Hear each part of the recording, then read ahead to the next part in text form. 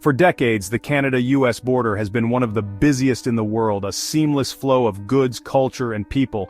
But something fundamental is shifting. Canadian travel to the U.S. has dropped dramatically, by more than 30% in some cases. Fewer cross-border trips, fewer shopping sprees, even fewer exports. On September 18, 2025, U.S. Ambassador to Canada Pete Hoekstra voiced concerns in Halifax over escalating anti-American sentiment, stating, "I'm disappointed that I came to Canada, a Canada where it is very, very difficult to find Canadians who are passionate about the American-Canadian relationship." But does his disappointment reflect a fair reading of the situation, or does it overlook the deeper causes behind this shift? The cooling sentiment isn't just surface level, it's rooted in a complex mix of political disagreements, a redefining of Canada's national identity, and shifting consumer preferences. In the following discussion, we'll ask whether the ambassador has identified the real reasons behind this disengagement, or whether he may be neglecting the underlying forces at play, while examining the data that reveals how and why Canada's distance from the U.S. is growing. The numbers do not lie. Fresh preliminary data reveals that cross-border travel between Canada and the United States fell again in August, marking the 7th consecutive month of declining international trips, according to Statistics Canada.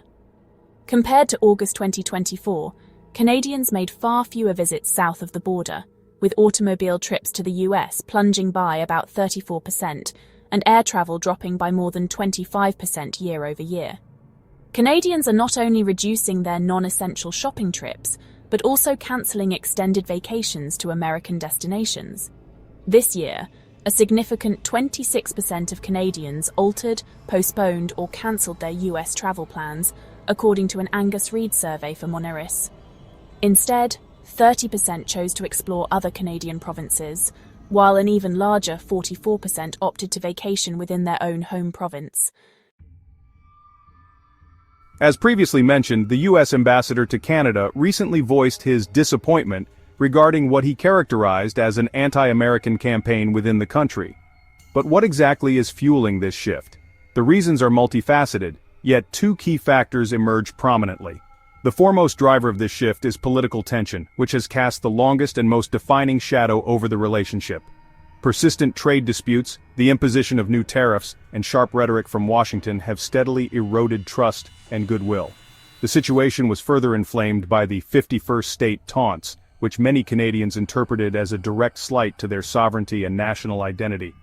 Taken together, these actions have not only destabilized what was once viewed as a dependable partnership, but also reshaped Canadian attitudes toward their southern neighbor, making skepticism and caution the dominant lens through which the relationship is now seen. Second, consumer identity is playing a powerful role. Across the country, Buy Canadian campaigns are gaining momentum, driven by a renewed sense of national pride and reinforced by wake-up calls about the risks of relying too heavily on others.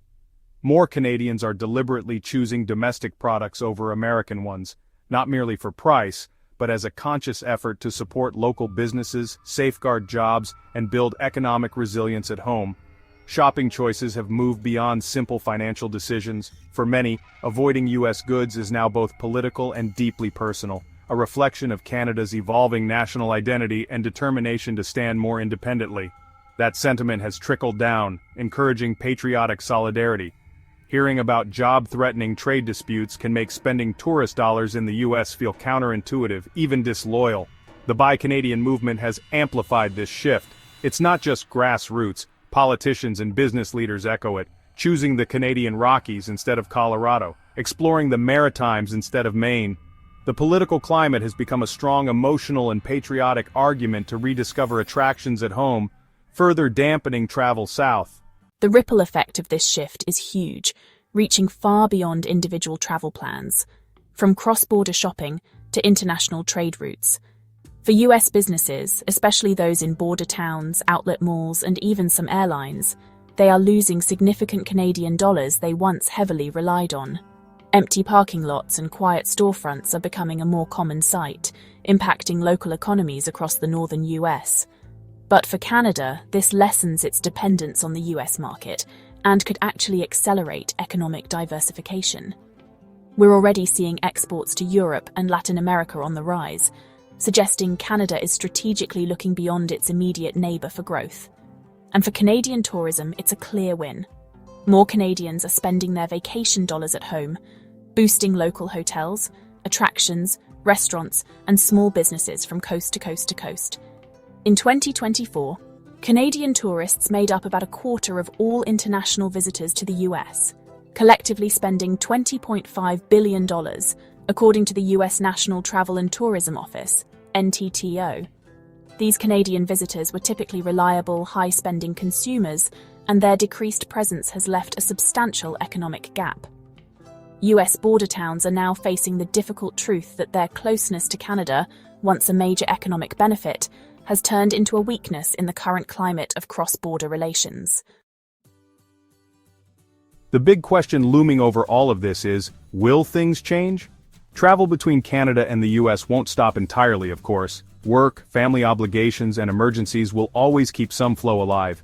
But the fundamental trends suggest a deeper shift. Unless political rhetoric cools significantly, and unless tariffs ease between Canada and the US, many Canadians may choose to keep both their spending and their travel plans closer to home.